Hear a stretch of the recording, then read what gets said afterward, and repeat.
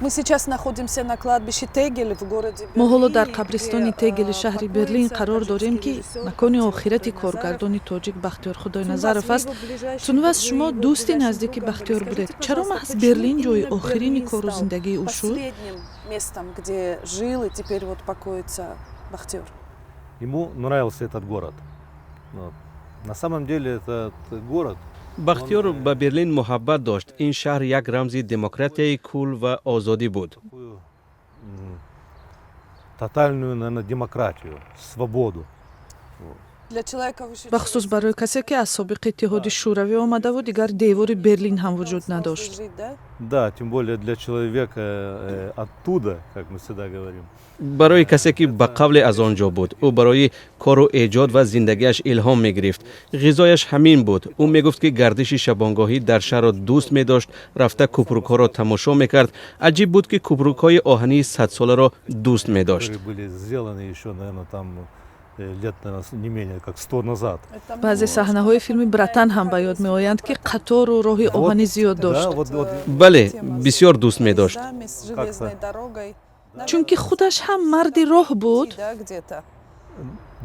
бале, ӯ ҳамеша дар ҳаракат буд. рӯзҳои охири умраш чӣ хел гузашт?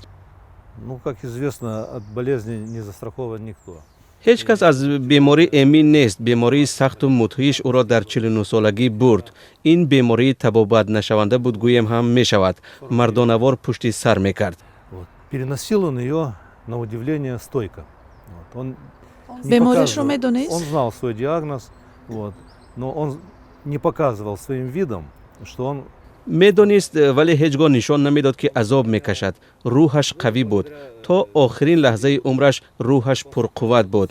дар беморхонаи Шерите бистарӣ карданд. нақши ҳунарпешаи маъруф Чулпан Хаматова хеле муҳим буд ки ӯро дар ин ҷо ҷой карданд. Я это отмечу отдельно даже. Сыграла знаменитая актриса Чулпан Хаматова. ӯ дар падари Маҳдобӣ нақши асосиро бозӣ карда буд. Да, она сыграла главную роль в «Лунном папе». бале, дар падари Маҳдобӣ бозид ва шояд ин беҳтарин нақшаш бошад. ӯ ба шарофати шиносҳои хубаш ёрӣ кард. Она помогла.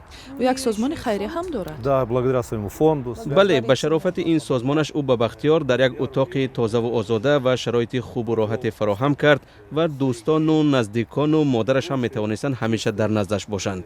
ба бовари ман ӯ аз марг наметарсид. аз он ки барои ҳамеша ин дуньёро тарк мекунад ҳарос надошт. инро медидам. то охирин лаҳзаи умраш механдиду шӯхӣ мекард. ба ӯ доруе медоданд, аз ин рӯ дардро ҳис намекард. бо ин вуҷуд хеле хуб дарк мекард ки рӯзҳояш ба шумор мондааст.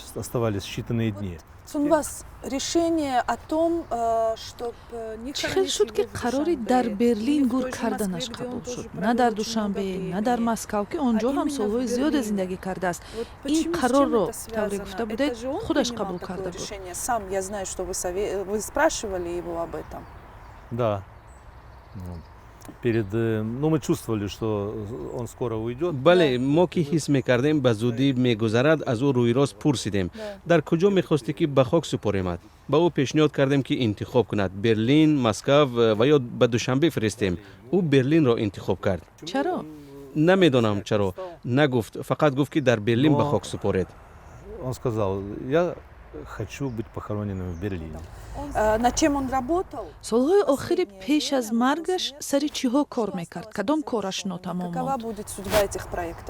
Ну вот после его самых баъди корҳои бисёр муҳимаш, Братан, Қош ба Қош ва падари Маҳтобӣ, он сделал яъне корҳои ба истилоҳ тоҷикиаш. Да, это, наверное, была такая трилогия. бале, ин филмҳоро сегона гӯем ҳам мешавад. баъди ин чанд коре барои синамои русӣ анҷом дод, вале баъди ин дубора ба корҳое баргашт ки ба эҷодиёту дилаш наздиктар буд. Тем темам, которые были ближе для его творчества, для его души.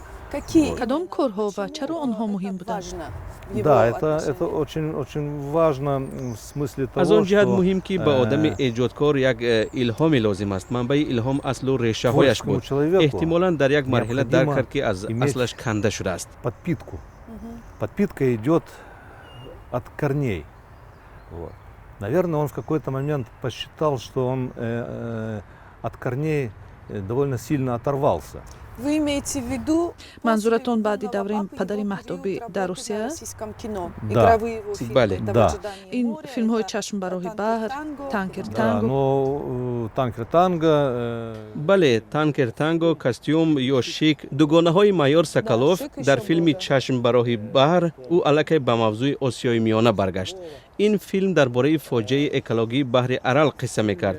ин мавзӯъ ба дилаш аз он ҷиҳат наздик буд ки худи ӯ дар он муҳит бузург шуда буд. як идеяи дигаре ҳам дошт ки дар ҳоли пухта расидан буд. ин филми ҳалола буд. вақте ҳамсарон аз ҳам ҷудо да, мешаванд. разводятся по Потом каким-то решают причинам. сойтись снова, и Да. Под женщина- каким именно? фоҷиа ва масҳака чӣ гуна ин филмро бардоштан мехосту паёмаш чӣ буд намегуфт, вале аз ман хост ки як мазмуни кӯтоҳашро нависам ва ман ҳам ин корро кардам. баъд онро ба як сценария табдил додем. дар Берлин Бахтиёр продюсере ёфт ки ба он Продюсер таваҷҷӯҳ зоҳир кард. заинтересовался, он Вы планировали выкупил, снимать филмро его дар в тоҷикистон гирифтан мехост. выкупил права, он уже... бале, ҳуқуқи муаллифиро ба даст оварда буд, аллакай барои ташкили наворгирии филм дар Осиёи Миёна омода мешуд, вале маблағ нарасид. Средств не хватало, он... Ну, ёдатон ҳаст ки охирин ҳарфҳои пеш аз маргаш чӣ буд?